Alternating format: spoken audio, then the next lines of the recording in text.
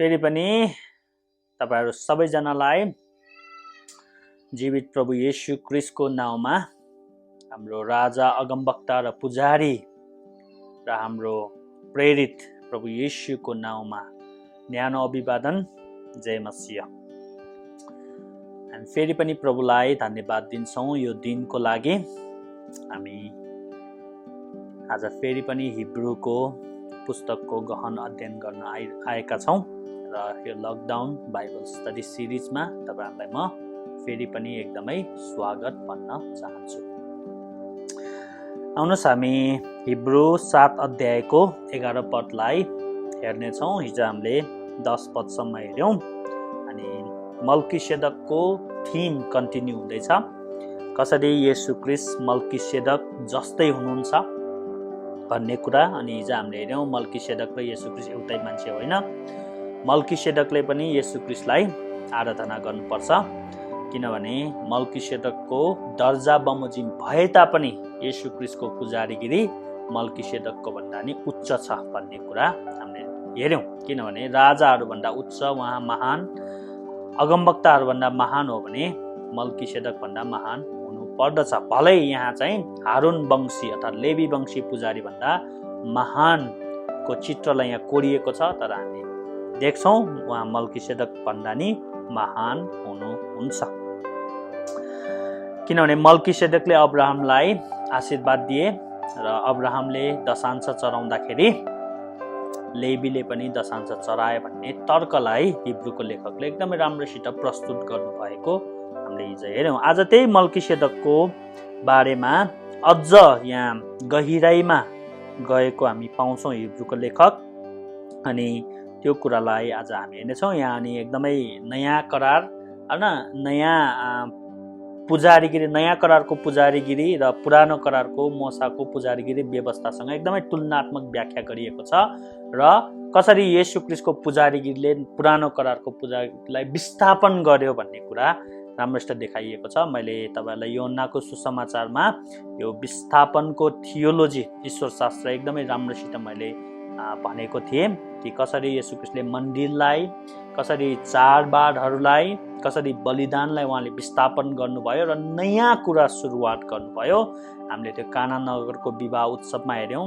यो येशू ख्रीष्टले जब त्यो भेडा बाख्राहरूलाई लगादिनु भयो, मन्दिरबाट मन्दिर शुद्ध गर्नुभयो, त्यसमा पनि हेर्यौं र यूहन्नाको सुसमाचारमा धेरै ठाउँमा तपाईले पाउनुहुन्छ। अनि यो सिद्धान्त, यो थीम चाहिँ हिब्रूको लेखकमा पनि एकदमै प्रमुख रूपमा देखाइएको छ। कसरी मूसाको व्यवस्थालाई येशू ख्रीष्टले पहिला पूरा गर्नुभयो, उहाँले त्यसलाई उछिन्नु भयो, त्यो भन्दा नि माथिको स्थापना गर्नुभयो, त्यसलाई विस्थापन गर्नुभयो र त्यसको सट्टामा कसरी येशू ख्रीष्टले नयाँ कुरालाई स्थापना गर्नुभयो भनेर देखाइएको छ। जुन परमेश्वरले अगाडि नै त्यो कुरालाई त्यसरी डिजाइन गर्नुभएको थियो, पुरानो बिति गएको छ हेर नयाँ आएको छ भनेको त्यो एउटा फेरि इलिस्ट्रेसन लिउँ हामी, बुझ्न एकदमै सहायता हुन्छ तपाईहरुलाई। मानौ कि तपाईँ काठमाडौँमा पहिलोचोटि आउनु भएको अनि तपाईँ पहिलोचोटि काठमाडौँ आउँदाखेरि तपाईँ एक्लै आउनुभयो, तपाईलाई काठमाडौँको बारेमा थाहा छैन। अनि तपाईलाई चाहिँ अब घण्टाघर जानु छ है, मानिलिउँ घण्टाघर जान्छ, तपाईँ झापाबाट आउनु भएको भनौँ हैन, अझ झापाको कुनै एउटा गाउँबाट आउनु भएको भनौँ। त्यसपछि तपाईँ आउनुभयो, धुलीखेल हुँदै आउनुभयो। त्यसपछि तपाईलाई काठमाडौँ जाने बाटो थाहा छैन भनौँ हैन, अब गाडीले त काठमाडौँसम्म लगिन्छ, तर अब उदाहरणको लागि। अनि त्यहाँ तपाईँ धुलीखेलमा अलमल्ल पर्नुभयो। त्यसपछि तपाईँ के गर्ने, कसो गर्ने थाहा भएन। अब काठमाडौँ जाने बाटो कता भनेर तपाईँ भुलिनु भयो, हराउनु भयो। त्यसपछि तपाईले मान्छेलाई सोध्छु भनेर अगाडि बढ्नुभयो, तर मान्छेलाई सोध्नुभन्दा अगाडि नै त्यहाँ चाहिँ तपाईले साइन पोस्ट देख्नुभयो हैन, तपाईँ पढे लेखेको मान्छे हुनुहुन्छ। त्यसपछि तपाईले त्यहाँ चाहिँ way to Kathmandu 20 kilometres ahead भनेर लेखेको देख्नुभयो। त्यसपछि तपाईले मान्छेलाई सोधिराख्नु परेन। त्यसपछि तपाईँ त्यो साइन पोस्टलाई फलो गर्दै अगाडि बढ्नुभयो, तपाईँ बनेपा आइपुग्नुभयो। अनि बनेपाबाट नि फेरि अल्लमल्ल पर्नुभयो है। अब बनेपाबाट फेरि कहाँ जाने कता जाने भनेर थाहा भएन तपाईँलाई। अब 20 किलोमिटर्स त हो, तर अब बाटो सिधा हो कि होइन होइन थाहा छैन नि होइन। हामीलाई पो थाहा छ, जसले काठमाडौँ जाने बाटो देखेको छ, फर्स्ट टाइम आउँदा त्यस्तै हुन्छ। यो हराउने एक्सपिरियन्स मलाई धेरै छ। लन्डनमा म धेरैचोटि हराएको छु, किनभने म कस्तो मान्छे हो भने आफै एक्सप्लोर गर्न चाहने, म्याप लिएर होइन लन्डन एक्सप्लोर गर्न निस्केको हामी। किनभने त्यही हो रमाइलो, मान्छेलाई सोध्दै गर्न झ्याउ लाग्छ होइन, टाइम धेरै छ। अनि त्यसरी धेरैचोटि म हराएको छु, तर रमाइलो लाग्यो मलाई होइन। अनि म्याप हेर्दै लन्डनको एक्सप्लोर गरेँ। अहिले मलाई सबै त होइन, जो सेन्ट्रल लन्डनको बारेमा धेरै कुरा थाहा छ, कताबाट कता पुग्छ भन्दा है। मैले धेरै त्यसरी नै गरेको छु। अनि त्यस्तो स्ट्रेन्ज हुँदाखेरि एकदमै अल्लमल्ल पर्नु स्वाभाविक हो। त्यसपछि बनेपा आइपुग्यो, फेरि तपाईँले खोजी नीति गर्न थाल्नुभयो, मान्छेलाई भेट्न सोध्न लागेको बेलामा फेरि त्यहाँ पनि अर्को साइन पोस्ट रहेछ। ल काठमाडौँ अब कति होइन 20 किलोमिटर भनेपछि अब 15 किलोमिटर भनौँ भनेर भन्यो। फेरि त्यहाँबाट जानुभयो, तपाईँ जग्गातै आउनुभयो, त्यसरी नै त्यहाँ साइन पोस्ट देख्नुभयो, त्यसरी गर्दा गर्दा गर्दा गर्दा तपाईँ घन्टाघर पुग्नुभयो, आफ्नो निश्चित गन्तव्यमा पुग्नुभयो। यो मैले किन ल्याएको, किन तपाईँहरूलाई यो भन्न खोजेको, यो उदाहरणले के भन्न खोजेको, मैले तपाईँलाई बुझाउन खोजेको कुरा के हो भन्दाखेरि, यो जति पनि साइन पोस्टहरू छ नि, जुन दिशा देखाइरहेको थियो नि, यति किलोमिटर पछि अब यो आउँछ भनेर, त्यो पुरानो नियमको व्यवस्था हो त्यो है।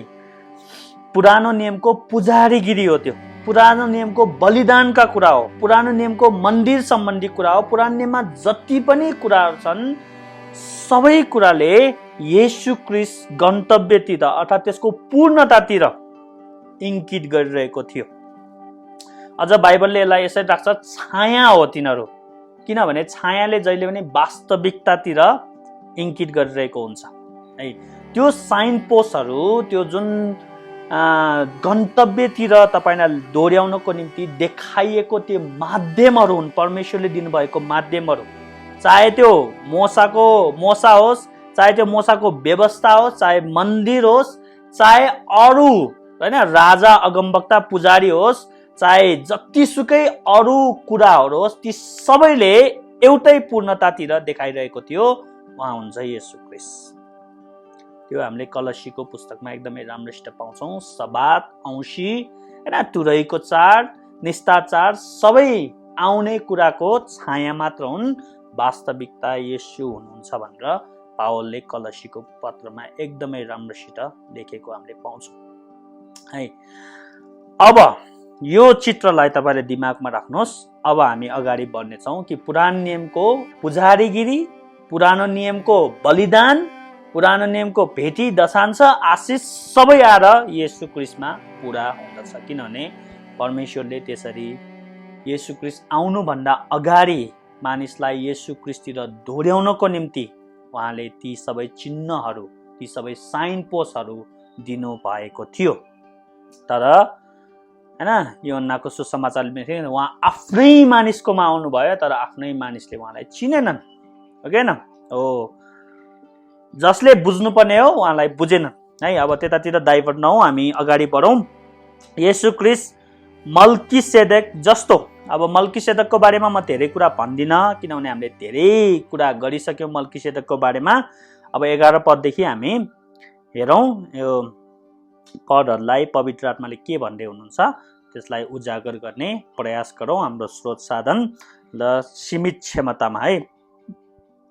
अब यदि लेवीको पुजारी पदद्वारा सिद्धता प्राप्त हुँदो हो त, किनभने यसैको आधारमा मानिसहरूलाई व्यवस्था मिलेको थियो। हारूनको दर्जा बमोजिम नै नभएर फेरि मल्कीसेदेकको दर्जा अनुसार अर्को पुजारी खडा हुनलाई के जरुरत पर्थ्यो?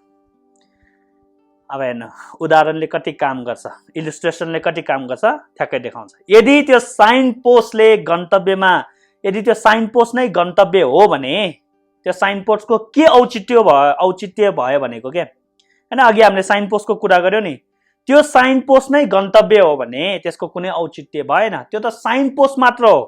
अर्थात् हारूनको पुजारीगिरी भनेको येशू ख्रीष्टतिर देखाउने दिशा हो, त्यो येशू ख्रीष्टतिर इङ्कित गर्ने पोइन्टर हो, त्यो चिन्ह मात्र हो परमेश्वरले दिनुभएको। तर यहुदीहरू त्यसलाई नै उनीहरूले पूर्णता सोचे, पूर्णता बिना नै पूर्णता सोचे, अर्थात् वास्तविकता बिना नै छायामा नै उनीहरू रमाउन सके हैन। अस्ति हामीले कुरा गर्यौं कि उनीहरूले के भन्छ, सुन्तलाको बोक्रा छोडाए र सुन्तला चाहिँ खाएन भित्रको, त्यही बोक्रा चाहिँ खाए हैन। हामीले यस्तो 2-3टा उदाहरणहरू ल्याए नि। अनि क्रिसमसमा त्यो बच्चाले जुन र्यापिङ गर्दाखेरि त्यो एकजनाले त्यो बच्चीलाई एकदम राम्रो गिफ्ट पठाएको हुन्छ भित्र, तर त्यो र्यापिङ पेपर यति राम्रो र यति बज्ने खालको भएकोले त्यो बच्चीले भित्र के छ त्यो महत्त्वको कुरा भएन, त्यही र्यापिङ पेपरमा नै भुलिरहनु भयो, त्यो बच्ची भुलिरहनु हो कि हैन। त्यस्तै हो यहाँ हारुन वंशी पुजारीहरू भनेको चिन्ह मात्र हुन् आउने कुराको, तर यहुदीहरू यसैमा रमाउन र मग्न हुन खोजे र त्यसैमा उनीहरूले मुक्ति खोजे, व्यवस्थामा नै मुक्ति खोजे है। त्यही भएर यहाँ हिब्रूको लेखकले अपूर्णता र पूर्णता, असिद्धता र सिद्धता बीच यहाँ एकदमै तुलनात्मक व्याख्या गरिरहेको छ। यी हारुन वंशी पुजारीले सिद्धता आउँदैछ, एकदम प्रधान पुजारी आउँदै हुनुहुन्छ भन्ने कुरा देखाउनको निम्ति यी कुरा लेखिएको है। यही भएर यहाँ भन्छ लेवीको पुजारी पदद्वारा सिद्धता प्राप्त हुनु हो त, अर्थात् पर्फेक्सन आउने हो त हैन। परमेश्वरको योजनाको मूर्त रूप आउने हो त। किन मल्कीसेदकको कुरा ल्याउनु पर्यो भनेको है, किनभने यसैको आधारमा मानिसहरूलाई व्यवस्था मिलेको थियो, त्यही मोसाको व्यवस्था अनुसार हैन। लेवीको छोराछोरीहरू अनि हारुनको छोराछोरीहरू पुजारी हुने कुरा यसैद्वारा आएको थियो। हारुनको दर्जा बमोजिम नै नभएर फेरि मल्कीसेदकको दर्जा अनुसार अर्को पुजारी खडा हुनलाई के जरुरत पर्थ्यो। अर्थात् यदि हारुन वंशीबाट नै पूर्णता आउने हो भने त दाउदले पछि गएर यो मल्कीसेदकको दर्जा बमोजिम नयाँ पुजारी आउनुहुन्छ भनेर भन्न जरुरत थिएन रे के। यदि त्यो नभनेको भएको चाहिँ ठिक हो, यदि यो मल्कीसेदक भन्ने मान्छेलाई बाइबलमा नराखेको भए ठिकै हो, येशू ख्रीष्टको पुजारीगिरीको कुनै आधार थिएन के। आधार के हो, येशू ख्रीष्ट के भन्छ दाउदको पुत्र हो, अर्थात् यहुदा वंशी हो, उहाँ त राजा हुनलाई मात्र फिट हुन्थ्यो नि, पुजारी त हुन पाउँदैनन् हो कि हैन। तर परमेश्वरले अगाडि नै बोल्नु भएकोले यहाँ एकजना पुजारी आउनुहुन्छ जसले सबै पुजारीलाई रिप्लेस गर्नुहुन्छ। उहाँ चाहिँ हारुन वंशी नभए तापनि उहाँ चाहिँ मल्कीसेदकको दर्जा बमोजिम हुनेछ भनेर पहिला नै परमेश्वरले बोल्नु भयो। किनभने परमेश्वरले मैले भनिहाले जस्तै नै नबोलिकन उहाँले केही गर्नुहुन्न। येशू ख्रीष्टले जति पनि कार्य गर्नुभयो, जति पनि उहाँले मिसन गर्नुभयो, ती सबै मिसन उहाँले बोलेर नै पहिला नै परमेश्वरले जुन बोलिएको वचनको आधारमा उहाँले गर्नुभयो। त्यही भएर उहाँले व्यवस्थामा, अगमवक्ताहरूको पुस्तकमा र भजनको पुस्तकमा लेखेको सबै कुरा पुरा हुनै पर्छ भनेर पहिला नै भनिएको हामीले पाउँछौँ। येशू ख्रीष्ट आउनु भएपछि उहाँले छायालाई हैन, उहाँ वास्तविकता हुनुहुन्छ, छायालाई उहाँले विस्थापन गर्नुहुन्छ भन्ने कुरा पनि परमेश्वरले अगाडि नै डिजाइन गर्नुभएको थियो। अनि येशू ख्रीष्टले परमेश्वरको इच्छा र पिताको योजना पुरा गर्न आउनुभयो। उहाँले पुरानो करारमा नलेखेको कुनै पनि कुरा गर्नु भएन, त्यही मुताबिक उहाँ चल्नु भएको हामीले पाउँछौँ। अब 12 पदलाई हेरौँ। किनकि पुजारी पद बदलिँदा व्यवस्था पनि बदल्नै पर्छ।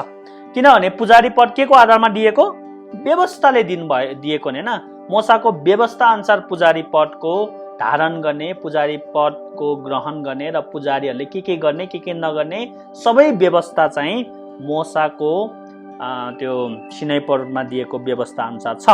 भनेपछि पुजारी पद बदलियो भने व्यवस्था पनि बदल्नु पर्छ है भनेर यहाँ लेखिएको हामीले पाउँछौँ। अब यो के भन्छ, अब हैन हामी पछि कुरा गर्नेछौँ अझ डिटेलली, किनभने येशू ख्रीष्ट त्यही भएर उहाँ पुरानो करारको पुजारी हुनुहुन्न, उहाँ नयाँ करारको पुजारी हुनुहुन्छ। उहाँ पुरानो करारको मध्यस्थता हुनुहुन्न, उहाँ नयाँ करारको मध्यस्थता हुनुहुन्छ। किनभने उहाँले पुरानो करारको पुजारीगिरीलाई उहाँले विस्थापन गरेर नयाँ पुजारीगिरी स्थापना गर्नुभयो। भलै त्यो सबै पुरानो करारको आधारमा हो, तर त्यो आधारको धरातलमा उभिएर उहाँले नयाँ कुरा सुरु गर्नुभयो। त्यही भएर उहाँले त्यसलाई बदल्नु भएको जस्तो हो, त्यो विस्थापन गर्नुभयो, खारेज गर्नुभयो भनेर अहिले शब्द आउँछ।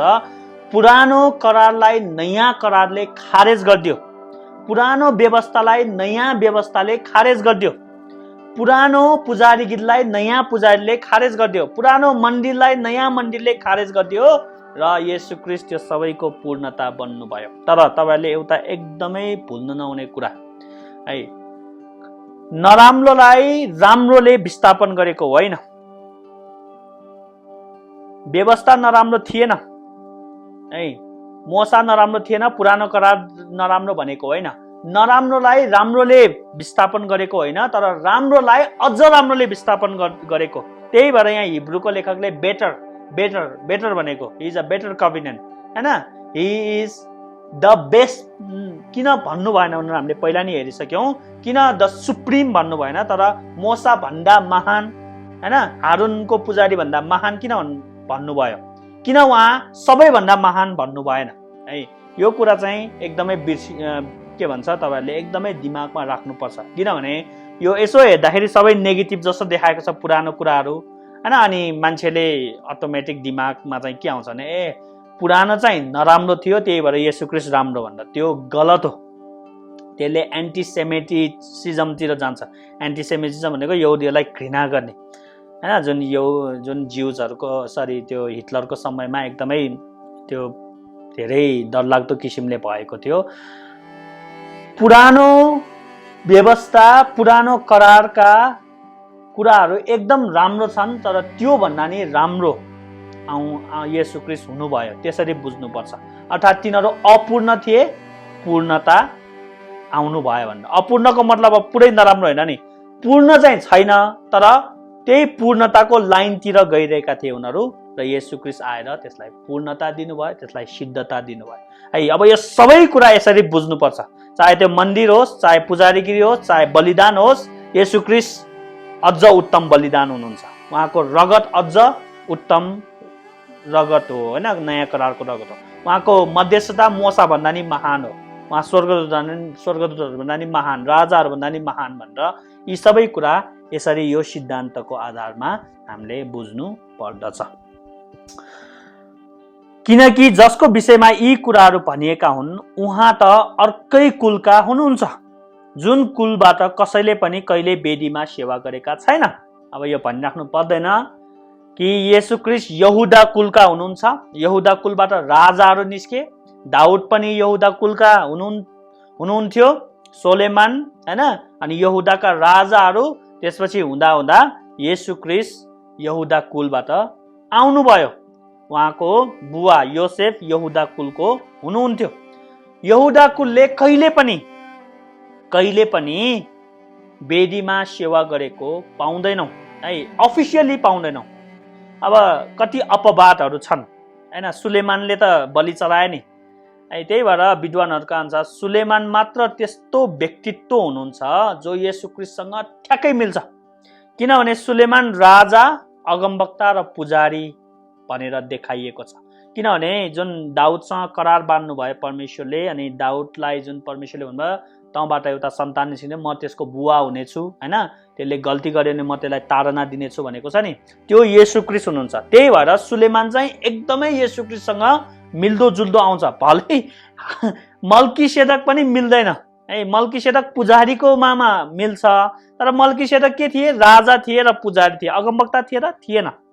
दाउद पनि के थिए, अगमवक्ता थिए, राजा थिए, पुजारी थिए त थिएन हैन। अब सामुएल कति मिल्न आउँछ, तर पनि सामुएल राजा थिएन, न्यायकर्ता थिए।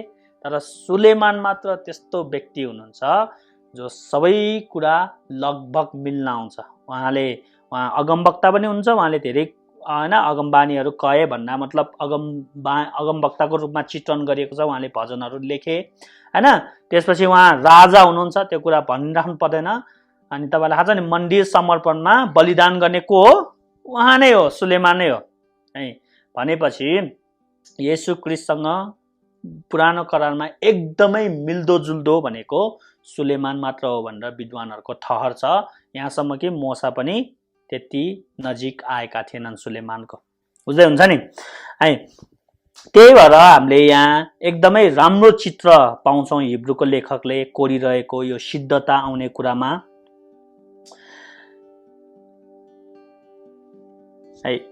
येशू ख्रीष्ट हारुन वंशको होइन, उहाँ लेवी वंशको होइन, उहाँ यहुदा वंशी भएकोले त्यो यहुदा वंशीले कहिले पनि त्यसरी अफिसियली पुजारी नै भएर सेवा गरेको हामीले पाउँदैनौँ। अनि मैले हिजो पनि भने साउलले त्यो पुजारीगिरीको पदलाई हैन आफैले हाँक्न खोजेका थिए, परमेश्वरको दण्ड पर्यो। एउटा राजाले मन्दिरभित्र गएर पुजारी जस्तै गरेर बलि चढाएका थिए, कुष्ठरोग लाएर मर्यो हैन। अनि येशू ख्रीष्ट यदि येशू ख्रीष्ट पुजारी होइन भने उहाँले त्यो पुजारीको काम गर्यो भने उहाँमा नि श्राप पर्छ भनेको यो है। तर येशू ख्रीष्टलाई त पहिला नै मल्कीसेदकको दर्जा बमोजिम उहाँले ठहराइसक्नु भएको छ। अब यो पदलाई हामी हेर्नेछौँ है त, कहाँबाट आयो भनेर यो त्यत्तिकै आएको होइन। 14 पदलाई हेरौँ त्योभन्दा अगाडि, किनभने यो प्रश्नै छ कि हाम्रा प्रभु त यहुदाको कुलबाट उत्पन्न हुनुभएको हो। यस कुलको विषयमा पुजारीहरूका सम्बन्धमा मोसाले केही पनि भनेका छैनन्। पुराण नियममा कहीँ पनि लेखेको छैन कि यहुदा कुलले वेदीमा सेवा गर्छन् भनेर। किनभने याकुबले आफ्नो 12 छोराहरूलाई आशीर्वाद दिँदाखेरि सबैलाई आफ्नो भागबन्दा गरिदिएको थियो। आशिष पनि लेवीबाट पुजारीहरू आउँछन् भन्ने कुरा, यहुदाबाट राजाहरू आउँछन् भन्ने कुरा त्यो पहिला नै तय भइसकेको थियो। अनि त्यसैको आधारमा मोसाले पनि उर्दीहरू दिए, आज्ञाहरू दिए। किनभने मोसाले कहिले पनि पहिलाको परमेश्वरको वचनलाई काट्ने गरी आज्ञाहरू दिएनन्। 15 पदमा, यदि मल्कीसेदक जस्तै अर्को पुजारी खडा हुने हो भने त यो कुरा अझ बढी स्पष्ट हुन्छ, जो पुर्ख्यौली सम्बन्धी नियमको आधारमा होइन तर अविनाशी जीवनका शक्तिको आधारमा पुजारी बनेका छन्। अब यहाँ एकदमै इन्ट्रेस्टिङ कुरा भन्छ, एउटा नयाँ इन्साइट हिब्रूको लेखकले यहाँ दिँदै हुनुहुन्छ, नयाँ कुरा भन्दै हुनुहुन्छ। दुईटा कुराको आधारमा येशू ख्रीष्ट पुजारी बन्नुभयो। येशू ख्रीष्टलाई पुजारी बन्न क्वालिफाई हुने दुईटा कुराहरू छन्। पहिलो वचनद्वारा हैन, यो अब 17 पदलाई पहिला हेरौँ। 17 पदमा, किनकि उहाँको गवाही यो छ, मल्कीसेदकको दर्जा बम तिमी सधैँभरिको निम्ति पुजारी हौ। यो कहाँबाट आएको?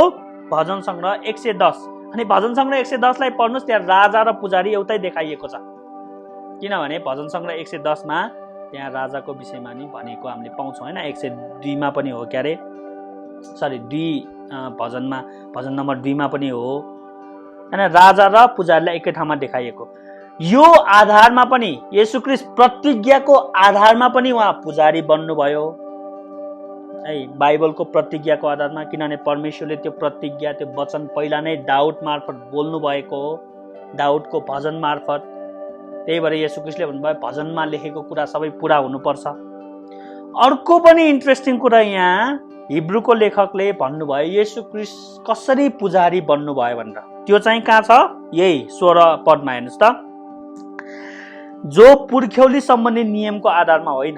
अर्थात् येशू ख्रीष्ट यहुदा वंशी भएर उहाँ हारुन वंशी नभएकोले उहाँ पुजारी बन्न पाउँदैन। तर त्यसको आधारमा येशू ख्रीष्ट पुजारी बन्नु भएको होइन रे। तर के को आधारमा हेर्नु?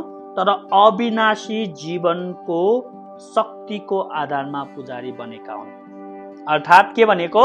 येशू ख्रीष्ट उहाँ अविनाशी हुनु भएकोले, उहाँ मरणशील नहुनु भएकोले, उहाँ अमर हुनु भएकोले, उहाँले क्रुसमा उहाँ मर्नुभयो र उहाँ पुनरुत्थान भएपछि उहाँले जुन जीवन प्राप्त गर्नुभयो नि, महिमित शरीर, त्यसमा उहाँ कहिले पनि मर्नुहुन्न। अब उहाँले भन्नुभयो नि हैन, प्रकाशको पुस्तकमा, म एकताका मरेको थियो, अब सदा सर्वदाको लागि जीवित हुँ भनेर, छु भनेर। हेर्नु, यहाँ हिब्रूको लेखकले के आर्ग्यु गर्दै हुनुहुन्छ भने पूर्णता आउँछ भनेको छ नि अघि पुजारीगिरीको। तर अपूर्णता कसरी देखिन्छ? पुजारीहरू किन अपूर्ण छन्, किन असिद्ध छन्? उनीहरू त्यो व्यवस्था अनुसार किन सिद्ध भएन पुजारी? किनभने उनीहरू मरणशील छन् के, उनीहरू मरिरहन्छन्। त्यही भएर पुजारी पद पनि चेन्ज भइरहन्छन्। यो वर्ष अर्को पुजारी, त्यो पुजारी मर्यो भने अर्को अर्को अर्को अर्को गरेर कति पुजारीहरू आए गए। तर येशू ख्रीष्ट कहिले मर्नुहुन्न, उहाँ अविनाशी हुनुभयो, त्यही भएर उहाँ सधैँभरिको लागि पुजारी हुनुभयो। बुझ्नुभयो नि, यो भनेको तर्क। यदि येशू ख्रीष्ट पनि मर्ने भएको भए उहाँ पनि सिद्ध पुजारी हुन सक्नुहुन्न। उहाँ कहिले पनि नमर्ने भएकोले, अमर भएकोले उहाँ अनन्त पुजारी हुनुभयो। त्यही भएर अगाडि नै हामीले पाउँछौँ कि उहाँले पापको शुद्धिकरण गर्नु भएपछि उहाँ पिताको दायाँ हातमा अनन्त पुजारीको रूपमा, अविनाशी पुजारीको रूपमा उहाँ विराजमान हुनुभयो। है, कति गरुङ्गो आर्गुमेन्ट गर्नुभएको छ यहाँ। भनेपछि यदि त्यस्तो पुजारी येशू ख्रीष्ट भन्दा अगाडि आउनुभयो, जो चाहिँ कहिले मरेन भने येशू ख्रीष्ट आउनु जरुरत छैन भनेको के। येशू ख्रीष्ट आउनु जरुरतै किन भयो? किनभने उहाँ अमर हुनको लागि। है, त्यही भएर मल्कीसेदकलाई पनि तिमी सधैँभरि रहने पुजारी भनिएको। है, मल्कीसेदक पनि तिमी सधैँभरि रहने पुजारी भनेर। अनि जुन हामीले हिजो हेरिसक्यौँ, तर मल्कीसेदक सधैँभर रहेन। है, मल्कीसेदक पनि मरे।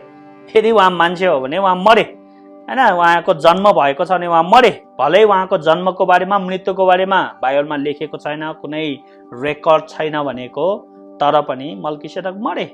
तर येशू ख्रीष्ट मर्नुभयो, सधैँको लागि उहाँ जीवित रहनुभयो। हो, मल्कीसेदक पनि येशू ख्रीष्टको कारणले जीवित हुन्छ।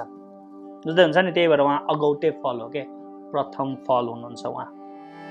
है, त्यो अमरत्वमा, त्यो अविनाशी जीवनमा येशू ख्रीष्ट सधैँको लागि पुजारी हुनुभयो। त्यही भएर त्यसको आधारमा येशू ख्रीष्टलाई क्वालिफाई गर्छ कि पुजारी बन्नको निम्ति।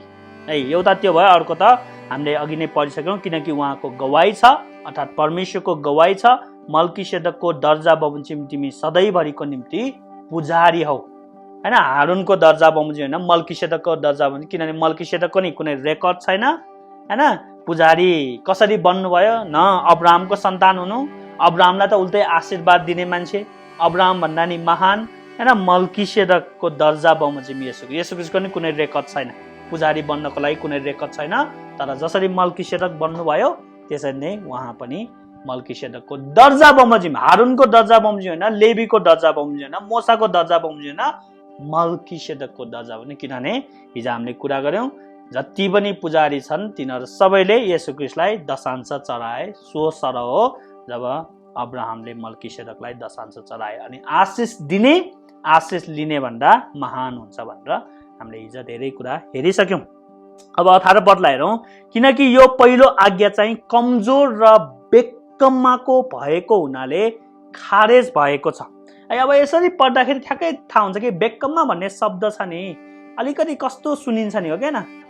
हेर्दाखेरि त पुरानो नियम त असिद्ध मात्र होइन, अपूर्ण मात्र होइन, खतम रहेछ भन्ने दिमागमा जान्छ। तर अहिलेको सिद्धान्तलाई प्रयोग गर्नु खतम होइन।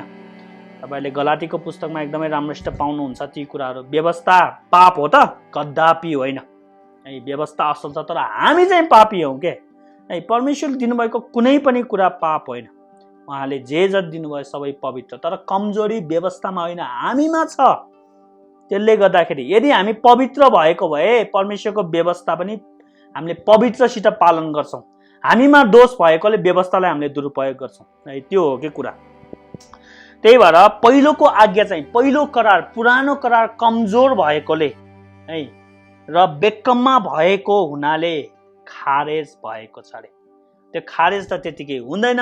त्यो खारेज हुनलाई के गर्नु पर्यो? त्यसको मालिक आउनु पर्यो, त्यसको पूर्णता आउनु पर्यो। हो, येशू ख्रीष्ट चाहिँ पुरानो करारको पूर्णता हुनुहुन्छ। त्यो पुरानो करार साइन पोस्ट जस्तो हो, येशू ख्रीष्ट त्यसको सिद्ध हुनुहुन्छ। यो कुरा तपाईँले बुझ्नुभयो भने तपाईँले धेरै बाइबलको कुराहरू बुझ्नुहुन्छ प्रियहरू। तपाईँले कलसीको पुस्तकलाई मजाले बुझ्नुहुन्छ।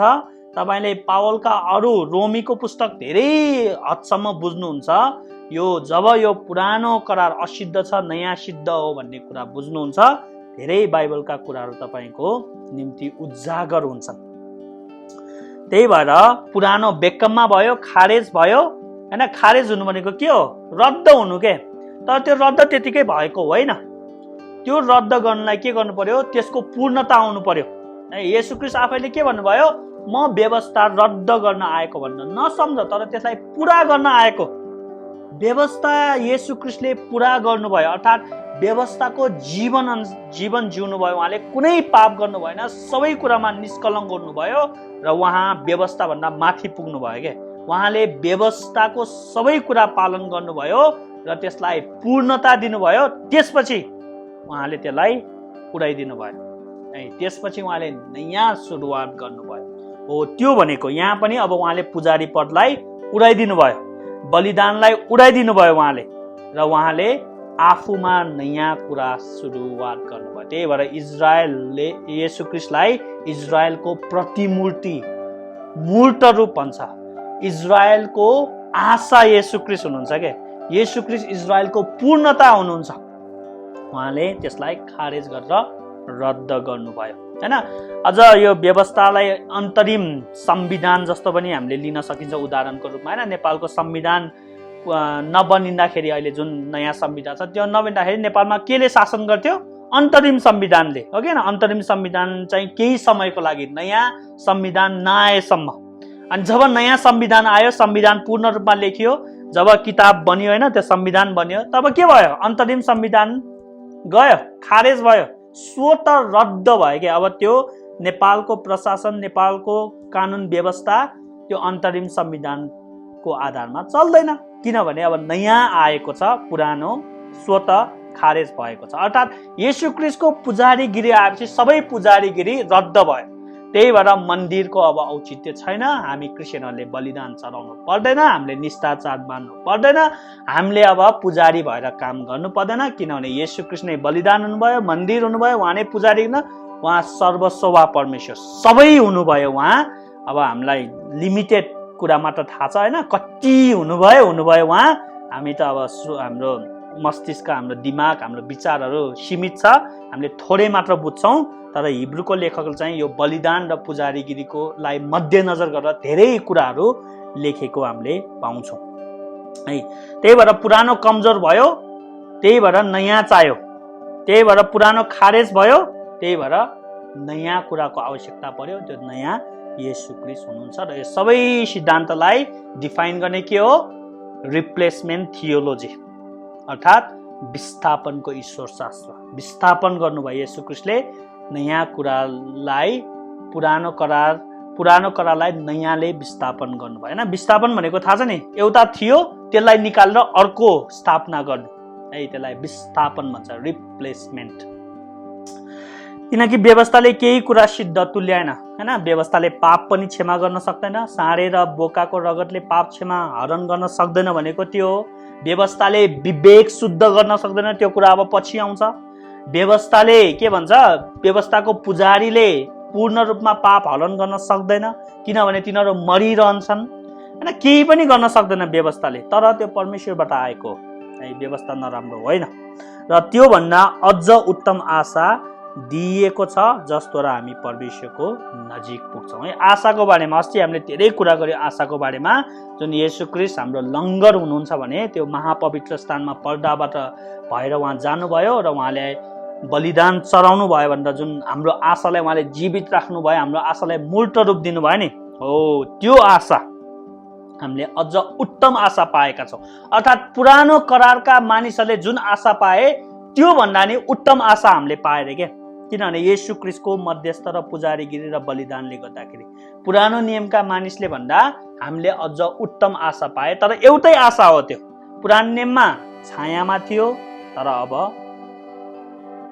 मूर्त रूप अर्थात् वास्तविकतामा हामीले त्यो आशा पाएका छौँ र त्यो भन्दा अझ उत्तम आशा दिएको छ है। अस्ति मैले भनिहालेँ नि, सबैभन्दा उत्तम किन नभन्नु भएको उहाँले? किनभने यो इफेक्टिभ टुल हो के। अझ भन्नु, मोसाभन्दा अझ महान भन्नु होइन, स्वर्गदूतभन्दा अझ महान भन्नु, सबैभन्दा महान भनेको भएर सिद्धिहाल्यो, मोसा सबै गइहाल्यो। तर त्योभन्दा नि इफेक्टिभ प्रभावकारी टुल हुन्छ अरे यो है, विद्वानहरूका अनुसार। त्यही भएर हिब्रूको लेखकले त्यही भएर अझ अझ अझ शब्द उहाँले प्रयोग गर्नुभएको अरे। त्यसभन्दा अझ उत्तम आशा दिएको छ जसद्वारा हामी परमेश्वरको नजिक पुग्छौँ। अर्थात् व्यवस्थाले, मोसाको व्यवस्थाले परमेश्वरको नजिक पुर्याउन सकेका थिए? बलिदानले, साँडे र बोकाको रगतले परमेश्वरको नजिक पुर्याउन सकेका थिए? तिनीहरूले त के हो, छायामा मात्र नजिक पुर्याए। बुझ्दै हुन्छ नि, येशू ख्रीष्ट वास्तविक मन्दिरमा छिर्नु भएको, त्यो छायाको वास्तविक मन्दिर जुन स्वर्ग हो त्यहाँ प्रवेश गर्नुभयो येशू ख्रीष्ट। त्यसपछि अब येशू ख्रीष्ट सँगै हामी पनि त्यहाँ पुग्यौँ, हामी पनि छायाको मन्दिरमा जाँदैनौँ किनभने मन्दिरै विस्थापन भइसक्यो है।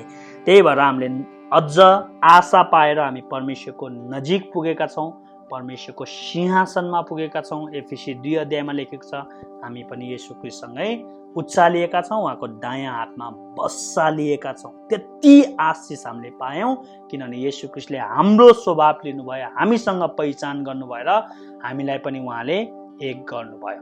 बुझ्दै हुन्छ नि है। त्यही भएर हामी यो आशामा रमाउँछौँ र यो आशा येशू ख्रीष्टले हामीलाई सित्तैमा दिनुभयो किनभने उहाँ हाम्रो प्रतिनिधि हुनुहुन्छ। म तपाईँहरूलाई एउटा इन्ट्रेस्टिङ कुरा भन्छु, त्यसपछि आजलाई हामी सिध्याउनेछौँ। भोलि हामी 20 पददेखि गर्नेछौँ। यो एउटा ठुलो तर्क हो। अब यो म भनिदिन्छु, अब यो के भन्छ, कति सबै मिल्दैन आर्ग्युमेन्टहरू होइन, तर भन्दाखेरि राम्रो हुन्छ। येशू ख्रीष्ट चाहिँ 2 चोटि परमेश्वरको उपस्थितिमा जानुभयो अरे है।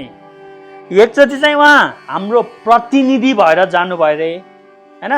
हिब्रूको पुस्तकमा लेखेको छ नि, उहाँ चाहिँ आफ्नै बलिदान, आफ्नै पुजारीगिरीमा आफ्नै रगत लिएर महापवित्र स्थानमा जानुभयो अरे। त्यो पापलाई प्रयासित गर्नको निम्ति, रगत छर्किनको निम्ति आफ्नै, जसरी प्रधान पुजारीले वर्षको एकचोटि गर्छ, हाम्रो पापहरू लिएर जानुभयो, हाम्रो पापको निम्ति उहाँले प्रयासित गर्नुभयो अरे। त्यति बेला चाहिँ उहाँ मानव भएर जानुभयो अरे है, हाम्रो प्रतिनिधि भएर।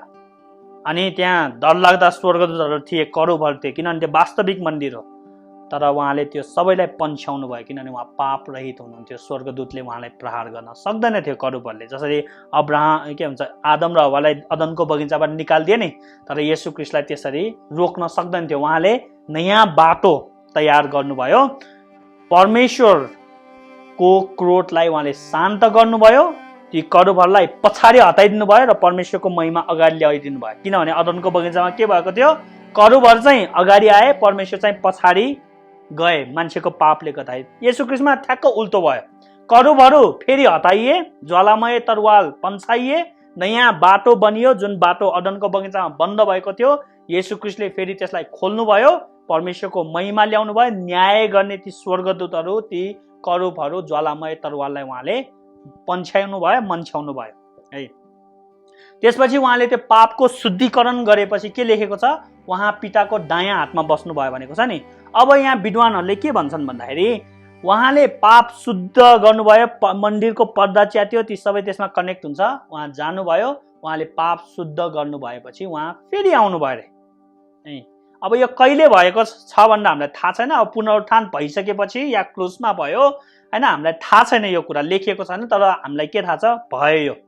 त्यसपछि उहाँ आउनुभयो, चेलाहरूसँग 40 दिन 40 रात बस्नुभयो। त्यसपछि उहाँ स्वर्गारोहण हुनुभयो। अनि जुन उहाँलाई कोरोनेसन गरिएको होइन, पिताको दायाँ हातमा बस्नु भएको छ नि, हो त्यो चाहिँ सेकेन्ड टाइम जानुभएको अरे उहाँ। अब चाहिँ के को रूपमा, पुत्रको रूपमा जानुभएको अरे। बुझ्दै हुन्छ, कति इन्ट्रेस्टिङ छ। थियोलोजियनको कामै यस्तै हो होइन, टाउको नदुखेकोलाई टाउको दुखाइदिने होइन। अब तपाईँहरूले यसो सोच्नु भएको त छैन नि होइन। अब उहाँ पहिला चाहिँ हाम्रो प्रतिनिधि भएर पापको प्रयासित गर्न महापवित्र स्थानमा जानुभयो। सेकेन्डचोटि चाहिँ उहाँ पुत्र भएर, उत्तराधिकारी भएर शासन गर्नको लागि, पिताबाट राज्य पाउन, स्याबासी पाउन, कोरोनेसन हुन, राजदण्ड पाउन, त्यो राज्य अभिषेक हुन र पिताको दायाँ हातमा विराजमान हुन उहाँ पुत्रको रूपमा जानुभयो अरे है। पहिला बलिदानको रूपमा, पुजारीगिरीको रूपमा, अब चाहिँ पुत्रको रूपमा, जसमा उहाँ पुजारी पनि हुनुहुन्छ, बलिदान पनि हुनुहुन्छ, सबै हुनुहुन्छ। तर उहाँ विजय भएर जानुभयो अरे। पहिला चाहिँ विजय पाउनको लागि जानुभयो पहिलो प्रवेशमा, दोस्रोमा चाहिँ उहाँ विजय भएर जानुभयो है। अब यस्तो कुराहरू सुन्नमा कति रमाइलो लाग्छ। अब होइन, यो अभियसली हो, तर यो सिद्धान्त हो होइन। अब कति कुराहरू नमिल्न सक्छ, तर पनि बाइबलमा यसलाई पुष्टि गर्ने धेरै आधारहरू छन्। ल, आजलाई हामी यतिकै गरौँ, भोलिदेखि हामी अझ यसलाई गहिराइमा गएर हेर्नेछौँ। सबैजनालाई जय मसिह।